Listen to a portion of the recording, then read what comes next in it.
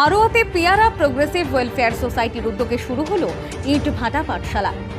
2019 সাল থেকে অসহায় দুস্থ দরিদ্র মানুষদের জন্য নীরব কাজ করে চলেছে পেয়ারা প্রোগ্রেসিভ ওয়েলফেয়ার সোসাইটি। এবার সেই পলকে চালু হলো ইট ভাটা পাঠশালা। শিক্ষা মানুষের জন্মগত অধিকার, শিক্ষাই জাতির মেরুদণ্ড, এই কথাকে স্মরণ করে পেয়ারা প্রোগ্রেসিভ ওয়েলফেয়ার সোসাইটির উদ্যোগে আধুনিক শিক্ষিত সমাজের মাঝে ইট ভাটায় কর্মরত হতদরিদ্র অসহায় শ্রমিকদের শিক্ষার আলোয় আনতে এই অভিনব উদ্যোগ। এদিন হারোয়ার বিস্তীর্ণ এলাকা জুড়ে ইট ভাটাগুলিতে ধারাবাহিকভাবে ফ্রিতে বাচ্চাদের পঠন পাঠন করা হয়। এই কার্যক্রম ধারাবাহিকভাবে চলবে, সেই জন্য সকলের মানবিক উদার সচেতন মানুষের সহযোগিতা ছাড়া কখনোই পূর্ণতা পেতে পারে না। আপনারাও স্বেচ্ছাশ্রমের মাধ্যমে আমাদের পাশে দাঁড়ান।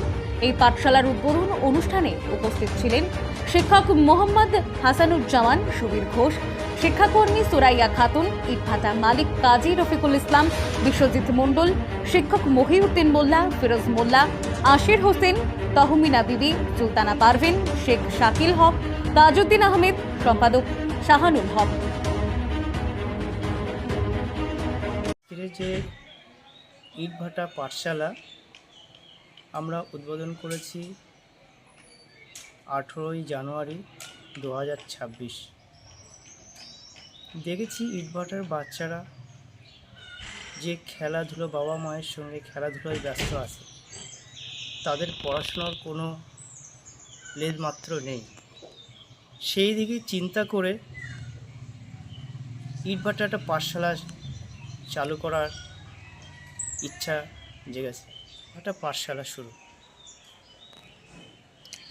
আমরা চাইছি ইটভাটা পাঠশালা থেকে বাচ্চারা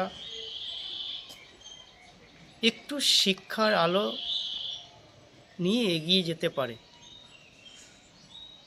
মূল স্রোতে আসতে পারে। ভারত সরকার চাইছে যেন কেউ নিরক্ষর না থাকে।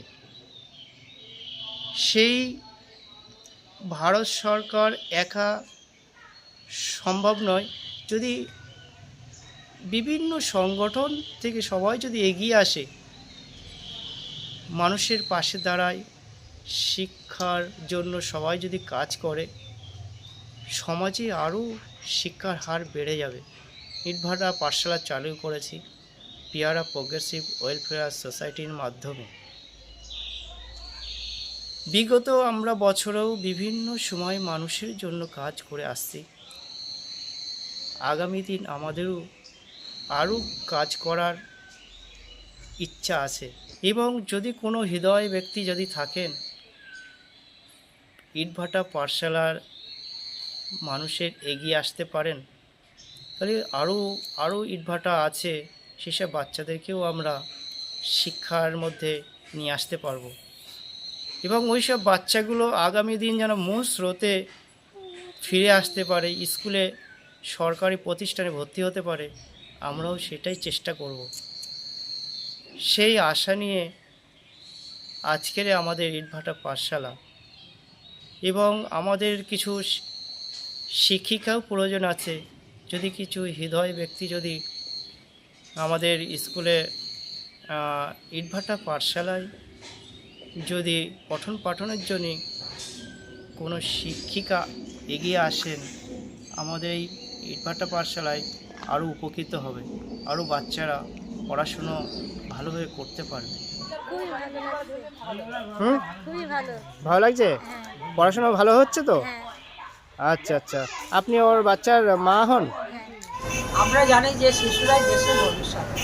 এই শিশুরা যদি শিক্ষার অন্ধকারে থাকে, তাহলে ভবিষ্যৎ গড়ার থেকে তারা অনেক পিছিয়ে যাবে।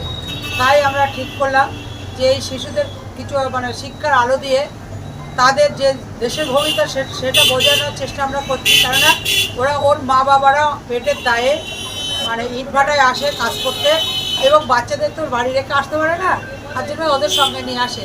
এই ইটভাটায় তারা কী করে, খেলাধুলো করে, কিন্তু শিক্ষার আলো তাদের মধ্যে আর থাকে না, আস্তে আস্তে পিছিয়ে যায়।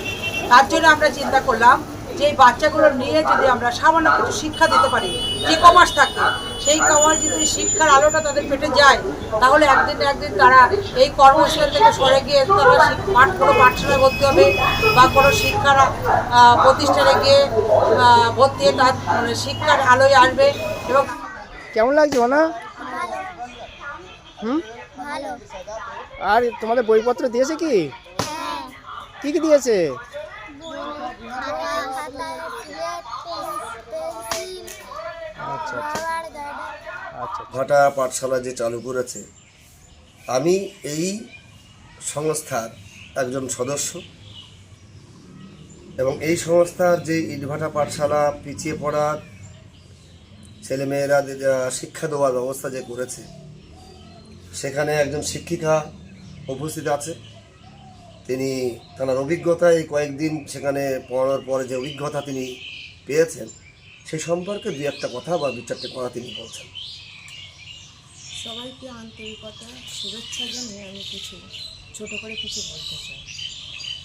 দীর্ঘ আমি 8 বছর ধরে কেজি স্কুলে শিক্ষিকার কাজ করছি এবং পেয়ারা প্রোগ্রেসিভ ওয়েলফেয়ার সোসাইটির যে উদ্যোগে ইটভাটার যে পাঠশালা চালু হয়েছে, সেখানে গিয়ে দেখলাম সেখানের বাচ্চারা পড়াশোনা থেকে কতটা তারা পিছিয়ে পড়ে আছে। সেখানে গিয়ে আমি যাদেরকে যখন পড়াচ্ছি তখন তাদের আগ্রহটা দেখলাম, কতটা তারা উৎসুক, তাদের বাবা মারা কতটা উৎসুক যে তাদের সন্তানের পাশে এই রকম যে শাহানুল হক বলে একজন সদস্য এগিয়ে এসছে, এইরকম সুযোগ আমরা কখনোই পাই। তা সেখানটায় সেই সব বাচ্চাগুলোকে যখন আমরা খেলার মধ্য দিয়ে কিছু পড়াশোনা করাচ্ছি, তারা কতটা আনন্দের সঙ্গে পড়াশোনা খেলাধুলা করছে দেখে জিনিসটা আমাকে খুব নিজেকে ধন্য লাগছে যে আমিও যেমন এগিয়ে এসেছি শাহানুল হক ভাইয়ের সঙ্গে পরিচালনার সঙ্গে, আপনারা সবাই এগিয়ে আসুন, সবাই সাহায্যের হাত বাড়িয়ে দিন। এই বলে আমি আমার সংক্ষিপ্ত বক্তব্য শেষ করছি।